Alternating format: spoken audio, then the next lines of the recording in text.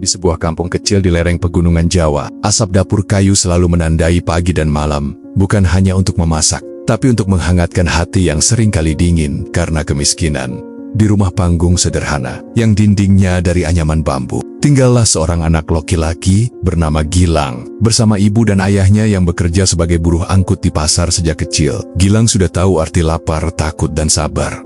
Tapi satu hal yang tidak ia pahami adalah, mengapa setiap kali ia berbicara tentang mimpinya, orang tuanya selalu menertawakannya. Gilang kelas 5 SD saat ia bilang ke ibunya bahwa ia ingin jadi arsitek. Ia suka menggambar rumah, suka melihat bangunan, dan suka merancang jembatan dari batang es krim.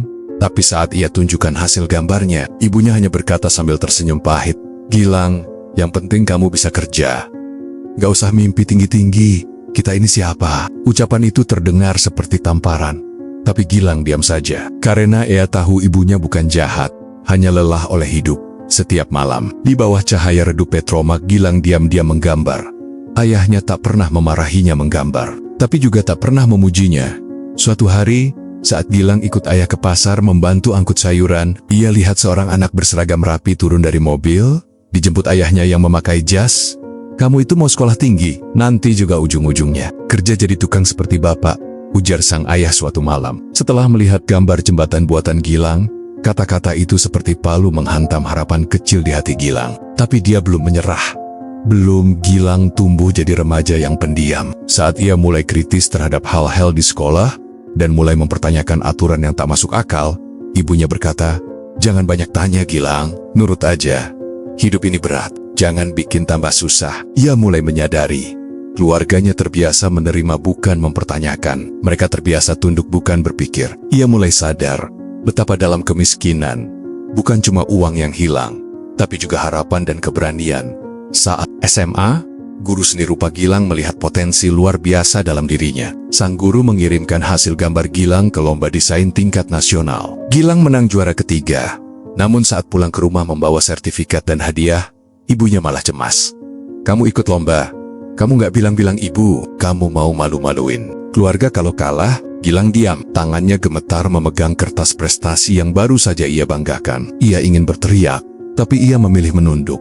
Hari itu, ia tidak menangis, tapi sejak itu, ia mulai menyimpan semua mimpinya dalam diam.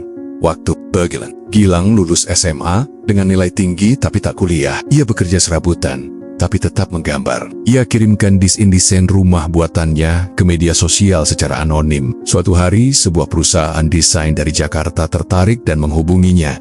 Dengan sedikit tabungan dan keberanian, Gilang nekat merantau ke Jakarta. Ia bekerja sebagai freelancer desain. Bertahun-tahun ia hidup susah, tapi kali ini demi mimpi bukan sekadar bertahan hidup.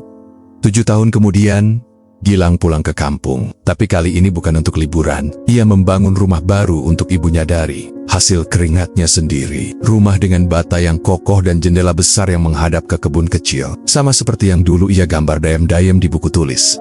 Ibunya menangis. Ayahnya menatap tak percaya. "Nat, ibu minta maaf dulu selalu meremehkan cita-citamu." Gilang hanya tersenyum. Ia tahu, orang tua miskin bukan tidak mencintai anaknya. Mereka hanya terlalu sibuk bertahan hidup sampai lupa caranya bermimpi. Kisah Gilang adalah kisah ribuan anak di luar sana. Anak-anak dari keluarga sederhana yang tumbuh dengan mimpi besar, tapi terpenjara oleh ketakutan dan warisan pola pikir sempit. Tapi seperti Gilang, mereka yang berani bermimpi dan bergerak akan menemukan jalannya walau sunyi dan berduri, karena mimpi yang dilindungi dengan sabar pada akhirnya akan menemukan jalannya pulang.